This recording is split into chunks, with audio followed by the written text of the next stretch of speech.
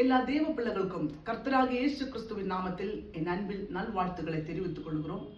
இந்த நாளில் கர்த்தர் எனக்கு கொடுத்த வேத வார்த்தை யாத்ராகமம் 14ஆம் அதிகாரம் 13-14 வார்த்தை. அந்த இடத்தில் மோசா ஜனத்தை பார்த்து சொல்லுகிறார், பயப்படாதே, உறுதியாயிருங்கள். கர்த்தர் இந்த நாளில் உங்களுக்காக செய்ய போகிற ரட்சிப்பை பாருங்கள். நீங்க இன்று பார்க்கிற எகிப்தினை நீங்க ஒருபோதும் பார்ப்பதில்லை. மோசே பார்க்கும்போது மோசே அந்த எகிப்து தேசத்தில் கர்த்தருடைய அற்புதங்களை பார்த்தார். கூட இருந்த ஜனங்களும் கர்த்தருடைய அற்புதங்களை பார்த்தார். ஆனால் மோசா கர்த்தரை ஆழமாக நம்பினது. கூட இருக்கிற ஜனங்கள் முறுமுறுத்து விசுவாசம் இல்லாமல் அவங்க மாறி போனது. ஆனால் விசுவாசம் உள்ள மோசே, தைரியமுள்ள மோசே தன் ஜனத்தை பார்த்து சொல்லுகிறார், நீங்க பயப்படாதே, உறுதியாயிருங்கள். கர்த்தர் உங்களுக்காக செய்ய போற ரட்சிப்பை நீங்க பாருங்கள்.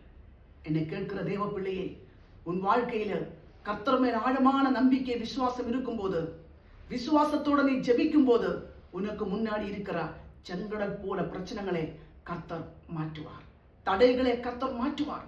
போராட்டங்களை கர்த்தர் மாற்றுவார். விசுவாசத்தோட நீ ஜெபிக்கும் போது உனக்காக இறங்கி வருகிறார், உனக்காக அற்புதம் செய்கிறார். ஒரு கர்த்தருடைய மகிமை நீ பார்ப்பீர்கள். தேவ பிள்ளைகளே, அந்த மோசே போல நீ விசுவாசிங்க.